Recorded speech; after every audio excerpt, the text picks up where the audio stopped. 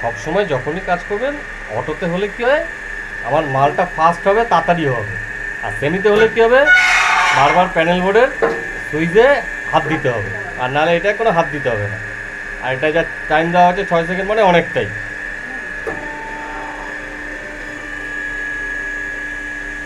কি এটাই কোনো অসুবিধা হচ্ছে?